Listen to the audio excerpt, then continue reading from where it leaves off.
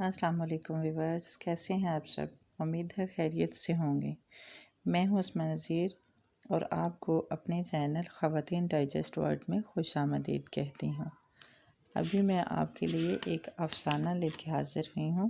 سونیا ربانی کا افسانہ ہے جس کا نام ہے فیصلہ۔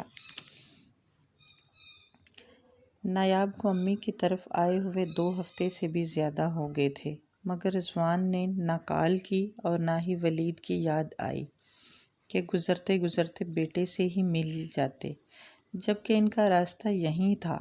پہلے تو اسے 4 دن بھی نہیں رہنے دیتے تھے کہ ولید کے بغیر گھر بالکل اچھا نہیں لگتا۔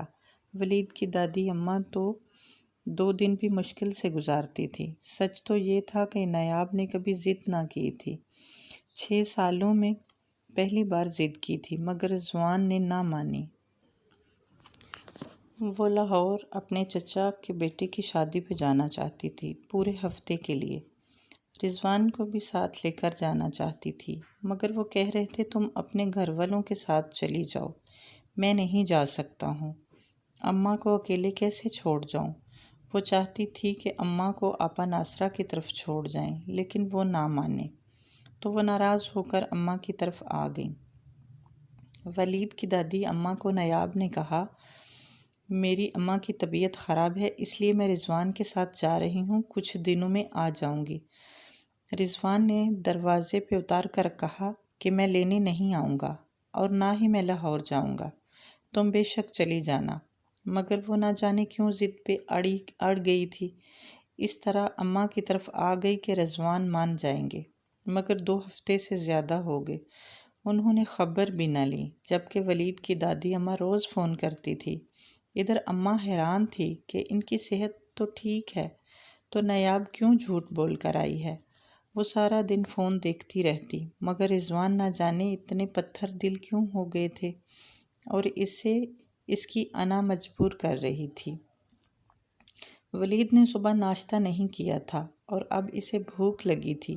وہ کچن کے 3 چکر لگا چکا تھا۔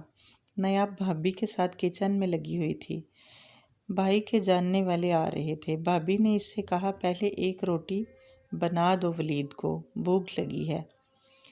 وہ اپنے 4 سالہ بیٹے کے لیے روٹی بنانے لگی۔ بھابھی کی کال آ گئی تو وہ باہر نکل گئیں۔ اماں کچن میں آئیں، ایک طرف وہ روٹی بنا رہی تھی، دوسری طرف قورمہ بن رہا تھا۔ اماں نے سالن میں سے کلیجی نکالی اور باہر نکل گئی۔ ولید پھر سے روٹی کے لیے چلا آیا۔ نایاب نے اس کے لیے سالن نکالا، مگر وہ سالن دیکھ کر بولا، ماما میں نے تو کلیجی کھانی ہے، وہ تو اماں نکال کر لے گئی تھی۔ اچھا تم یہاں بیٹھ کر کھاؤ، میں آدھی تمہارے لیے لے کر آتی ہوں۔ اماں واسط کے لیے ہی لے کر گئی ہوں گی، وہ ولید سے کہہ کر بھابھی کے کمرے کی طرف آ گئی۔ دروازہ کھلا تھا۔ واسط کھانے میں نخرے کر رہا تھا، تبھی اماں کی آواز اس کے کانوں میں پڑی، جلدی کھا لو میرے بچے، دیکھنا ابھی ولید آ گیا تو یہ کلیجی نظر بھی نہیں آئے گی۔ اور نایاب کو لگا کہ چھت اس کے سر پر آ گری ہے۔ وہ مرے مرے قدموں سے کچن میں لوٹ آئی۔ ولید کلیجی کے انتظار میں بیٹھا تھا، مگر نایاب نے کہا، وہ تو واسط نے کھا لی بیٹا، تم جلدی سے روٹی کھا لو، پھر بابا لینے آ رہے ہیں۔ نایاب نے بے اختیار فون اٹھایا اور رضوان کو کال ملائی۔ انہوں نے دوسری بیل پہ فون اٹھا لیا۔ وہ بولی، کب واپس آئیں گے دفتر سے؟